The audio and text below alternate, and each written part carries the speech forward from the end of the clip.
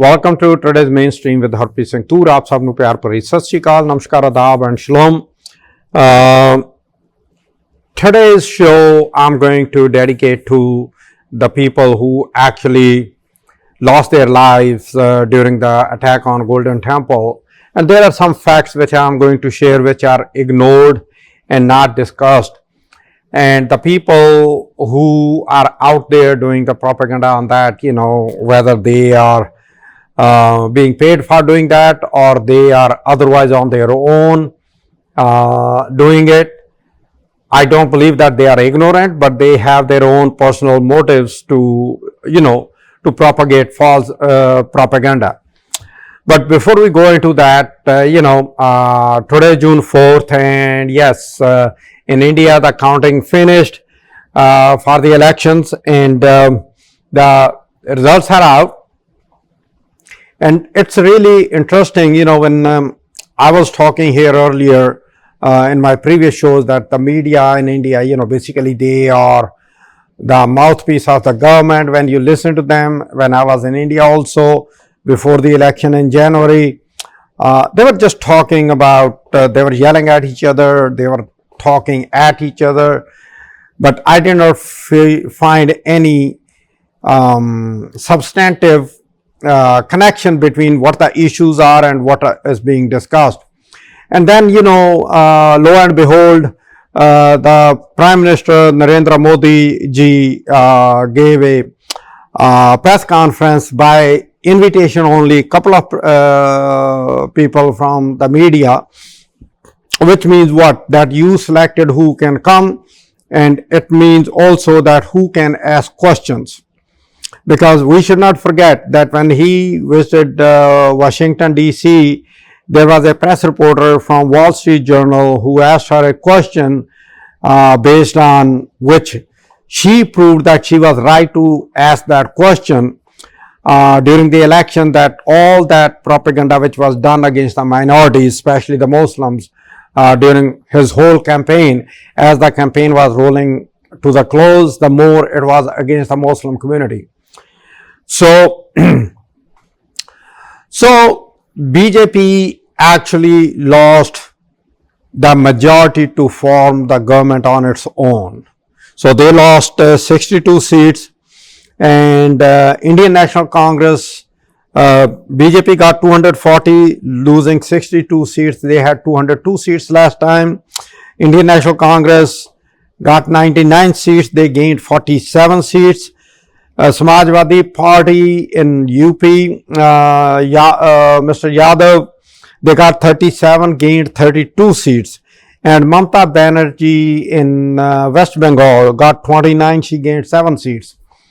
In next show, I will try to analyze more about it and talk about more into it, because even though this show I have always dedicated to more to American politics and what is happening internationally, but Indian politics is also very important, because the diaspora here, they were so much for the current BJP government, including the Prime Minister Narendra Modi, that they even held events, including an event at the Times Square with the overseas friends of BJP.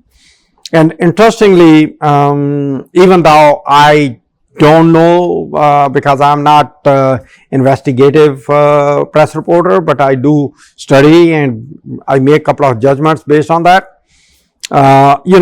The funding must have gone to somebody also from different groups. I'm not talking about just the BJP, to the other parties also. I have no idea how the Indian, system, when it comes down to the funding, how they monitor and how they work on that. But there is one thing for sure, which we need to look at, that there are always elements which affect all these outcomes.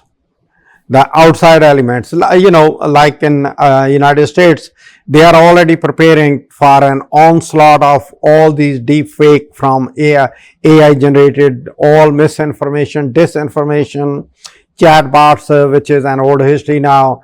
Now even the people, which this is something important you should understand. The people, you will get a call, and after getting a call, when you pick up the phone, you say hello, there's no response, which means what? That apparently somebody using the AI is recording your voice, how you say hello. And based on that, then they will use the AI to generate your voice, and that generated voice will be used to get you to pay to with the frauds, like IRS, Social Security, all these frauds which are going already. There is going to be a multiple of the frauds. Having said that, the other thing which we need to understand also is overall, I think average vote is about 65%. And I have always talked about it, and I'm going to talk about it again today. And then next week when I talk about it, I will probably talk in more details, which means 35% of the population did not come out and vote at all. So out of 65%, doesn't matter which government comes in, it is still going to be a majority MP but minority voter approved government, whether it's a BJP again with the its associate parties, or God knows what is going to happen with the next couple of days, whatever would happen with this buying, moving over the MP, joining somebody else, and all that shenanigans which goes back home in India. So we have to wait maybe another 24 hours to 48 hours before we really see something. And yeah, to me, there is one thing which came as a really surprise. I was expecting that in New Delhi, the combination of AAP and Congress may get 2 or 3 seats out of the 7 seats, but the BJP did the clean sweep in Delhi region. But interestingly, still, whenever the elections took place for the local government to rule, it was Arvind Kejriwal, the AAP candidate, the Chief Minister of Delhi, who is behind the bars. And also there is another issue, they have this new law where misusage of the funds, appropriation of the funds. A law was passed about 3 years ago. And I literally haven't seen where you are arrested by ED, Enforcement Directorate, under that law, and they can keep you behind the bars without producing, in the court any documents or anything. And they can go on keeping till the person who has been put under arrest by the ED goes to the court, fights the case, and the case is ultimately dismissed. And when it is dismissed, they still come out and arrest you immediately. There is another law, prevention of terrorist activities, blah, blah. That is another law where the government has the right to point anybody that he is a terrorist, and they can arrest the person and then let the person fight the case. In Jammu and Kashmir, there was a press reporter who actually literally fought that case for about 4 years, maybe 5 years. As soon as he got, case dismissed, he left the court, he got arrested again under the same law. So there is a misuse of power by the ruling party, and I think that also played a major role. I'm pretty sure that played a major role in a lot of people's decision about it. And yes, unemployment, inflation, those are the other factors which also play a role into all these things. So when we start looking at all this, yes, we still have to wait who is going to be the next prime minister. Even though, BJP is already celebrating that Narendra Modi is going to be the next prime minister. Well, I can wish him the good luck to be the next prime minister, but I personally won't say anything because the numbers and everything and what's going on and what could be happening behind the doors, I have no idea. So we'll see, we will wait, and whosoever comes in as the Prime Minister, I will be more than happy to wish him good luck and really wish that he or she, whosoever comes in, can, really rule based on the laws, not by penalizing the people who are not, agreeing with you or who are against you because of their opinion or they write any opinion. Like I mentioned, Anunaditi Roy was arrested. She made a statement in 2010 and she got arrested last year for something which she made a statement in 2010. During all previous years, no action, nothing. What was the reason? I have no idea. You guys are smart. Those people who are watching the show, they are smart enough. So based on that, this is something, when you are actually literally putting some of the opposition leaders behind the bars before the election, that is something which happens in other countries and it is happening in India too. If we really look at Pakistan, we look at Bangladesh, we look at Russia, and even in China, the current president Xi, during his last election, one of the senior most person, literally, President Xi ordered the cops or the enforcement directorate, the people who were there, they literally walked up to him and they escorted him out of the, conference, the live conference which was being, broadcasted all over. So those are the kind of things which should not be happening when you are talking about the democracy. The rule of law should be over and above everything. And that also brings me to the, the conviction of Donald Trump. What surprised me was out of 34, all 34 were, he was held a culprit of all those 34 violations. But one thing which I have to admit and say, that system so far has worked. Even though before the trial, during the trial, after the trial, the former President Trump has been saying so many things. Even during the gag orders, he was claiming demonizing the judges and the jury, and the people are getting life threats based on whatever he says. And also one of the guy from Florida came all the way over here at the beginning of the court start date, and during that, when it started, he put himself on fire and he died from that. So it is something which we need to look at. I'm definitely going to talk a little bit about that. So we're talking about the verdict for the former President Donald Trump. That actually shows that yes, there is still a justice in this country. And also on the other side, we have Hunter Biden, whose trial started this week. And that is something also very interesting, that the current sitting President Joe Biden, Hunter Biden is his son. And he literally refused to interfere anything which is happening right there.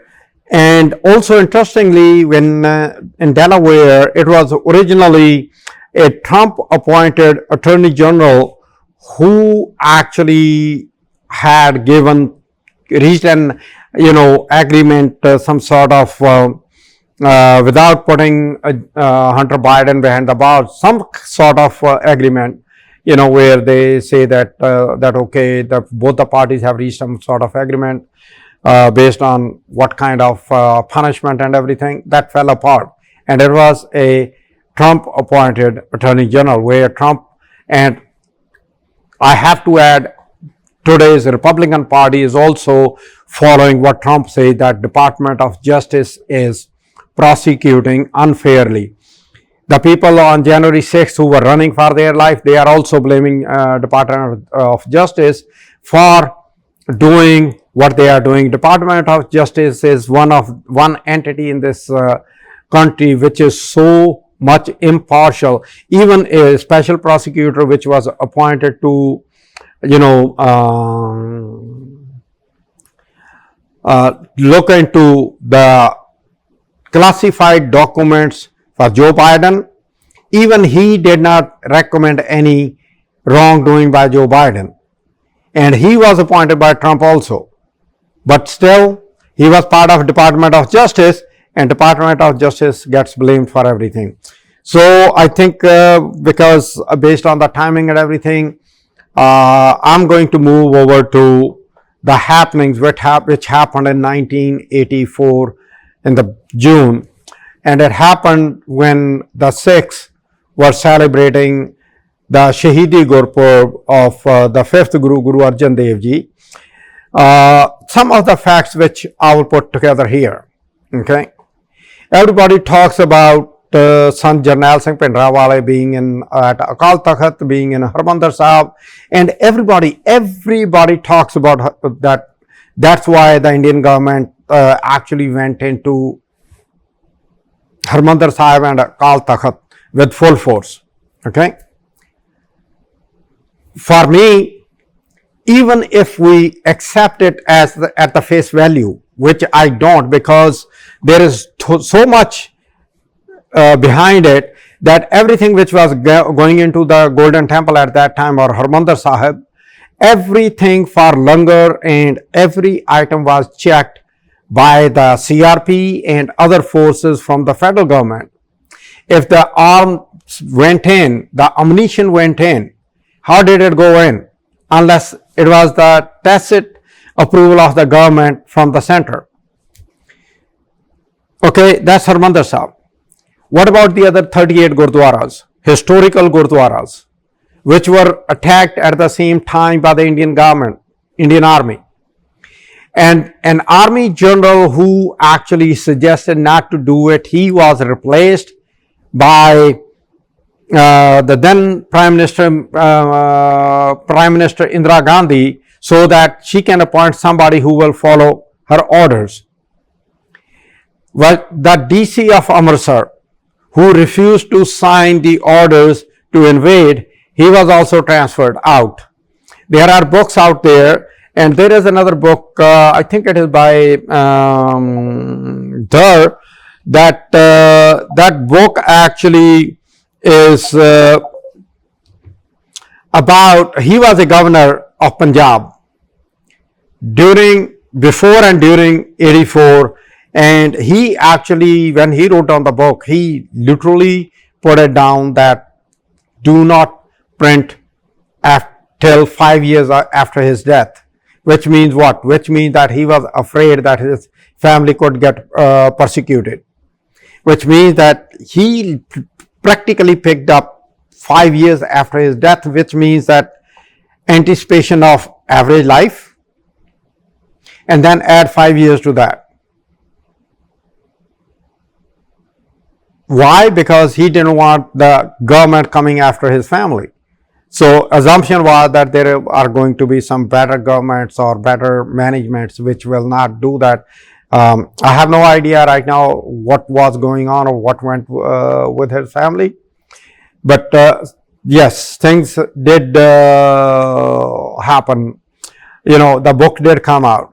Then there was another book which was actually in Punjabi, it said Kauri Fasal, bitter crop. I think that's what the name of the book is. I will Google it. I will let you know on that. That book was also written, but the book actually was historical facts, but those facts were changed because the author was told that if anybody who he is naming as the parties which actually led all the way, whatever was happening in New Delhi and other places, all the way up to the June of 1984 happenings, anybody can come and sue him, because there's no proof that he or she said it. So he printed it as a novel, and anybody who can read it, they should, because if they know the politician, they would know who he is talking about, what minister he is talking about. He is talking about including the Bhutta Singh, who was a minister at that time. He is talking about the then chief minister, the then president of India, Gyani Zail Singh. He is talking about the Prime Minister Indira Gandhi, so on and on and on, including Anil Tavan, all those actors who were playing the roles behind the scenes one way or the other. That led all the way up to attack of 1984 on those 39 historical Gurdwaras in Punjab. And the whole Punjab was under martial law. The services were cut off, no telephone, no nothing. Even the people were not allowed to go out and milk their cows and buffaloes. And some of the women lost their infants because there was not enough milk available to feed them. You don't see those facts out here. And that is something, I have suggested before, and I'm going to suggest here again, that in Punjab, we need to have some sort of commission like, Nelson Mandela, when he won the South African election, which his party actually lost this time in that election. He set up a commission just to study the facts and put the facts, not implicating anybody, but getting the facts together and putting it in black and white, so that down the road, the people, the generations, the historians, they can look at it. I always say, if you don't read your history, you don't know your history, sooner or later, you will have issues popping up again and again and again. Why people say the history repeats itself? This is one of the reasons. Because especially in today's world, we have so much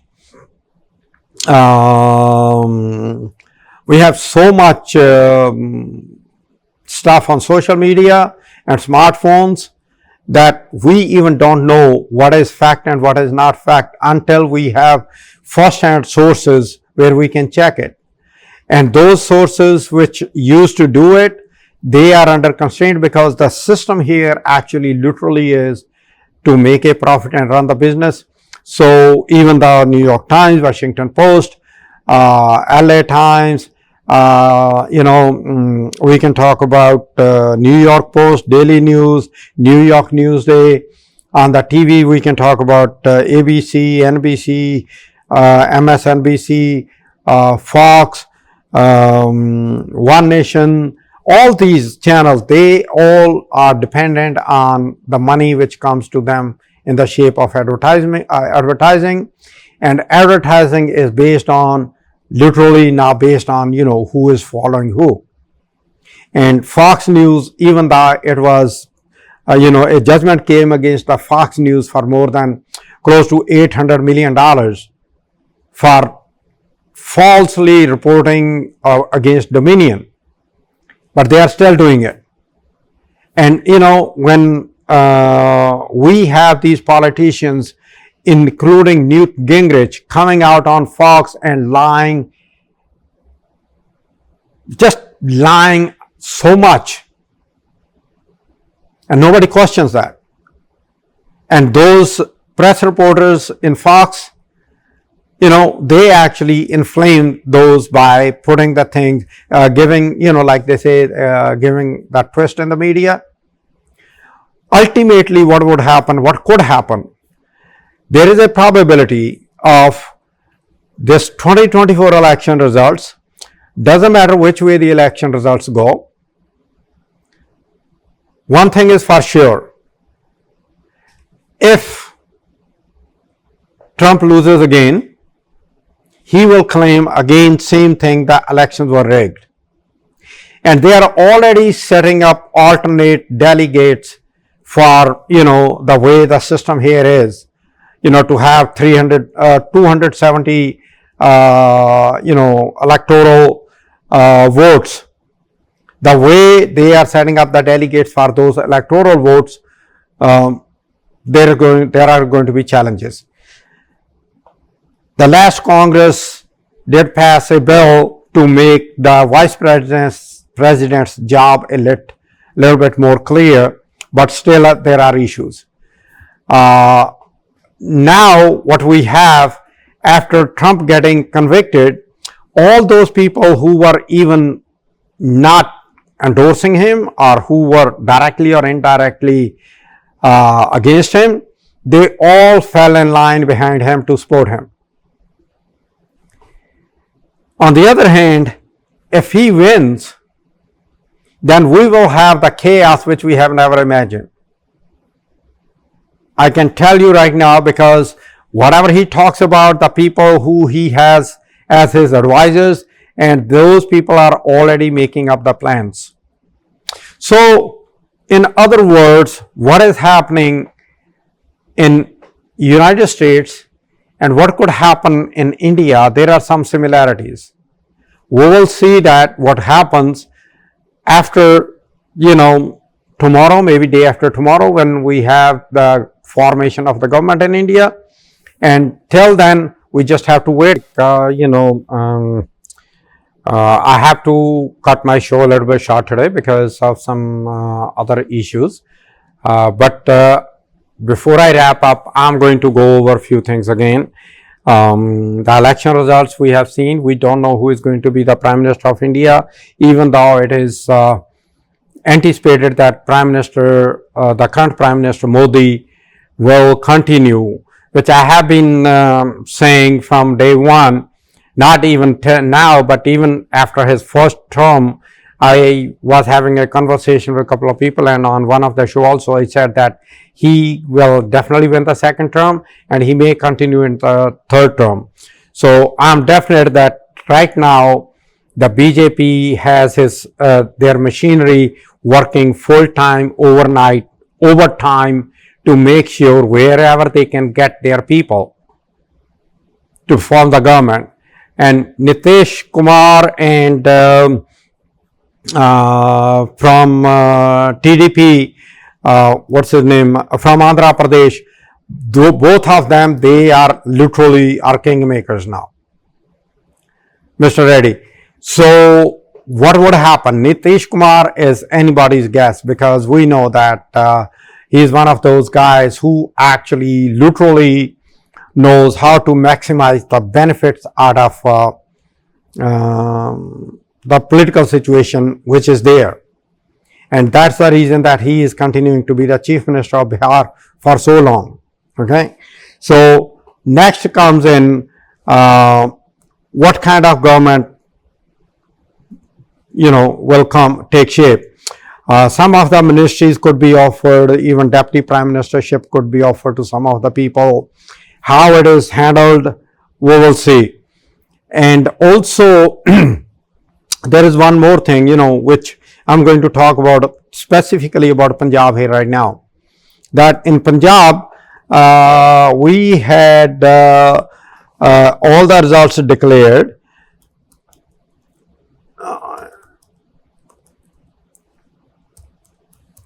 Where the Congress actually won 6 seats. AAP got 2. AAP got 2 or 3. Okay, 2 independent. One is Amritpal Singh and the other one is AAP got 3. Congress won 7. AAP got 3. SAD got 1. Shromani Akali Dal. And that makes 11, and the other 2 went to independent, which means the BJP did not get a single seat in Punjab. Okay. The factors could be the farmers' protest, how the farmers were treated in, during the COVID, the farm laws. And, that's another factor here. When they talk about MSP, which is minimum suggested price for the product like wheat, rice, and other farming products. Rest of India, they are given some sort of idea that it is only the farmers of Punjab, they want only for themselves, whereas they are saying it should be implemented nationally. And that is one of the reasons that the farmers from UP and all the way from Tamil Nadu also, they came and joined them. And there is going to be another morcha again. I personally do not like when the trains are stopped and vehicular traffic is stopped. Government also plays a role in vehicular traffic when they, dug up the nails and put up the road blocks with the heavy cement blocks to block the people. Demonstration is part of a democracy and it should not be, muzzled in any way, shape or form. In New Delhi, there are special places where the people, they can go and they can demonstrate. Why people are denied from doing that? Let the people go there and have their demonstrations done. When during the Manmohan Singh's government, when we have this Arvind Kejriwal and Hazare on the fast over there, they were allowed, but now they are not allowed. Why? That's the way how you look at democracy, how you actually want. Democracy takes its time. I'm glad, some of the people, they literally condemn emergency. Yes, I condemn emergency too when it happened. But right now there is another kind of emergency which was going on till election, that without declaring emergency, there was an emergency. That is the reason why all the media outlets were singing same song. Okay, so we will see how it happens, how the things would change.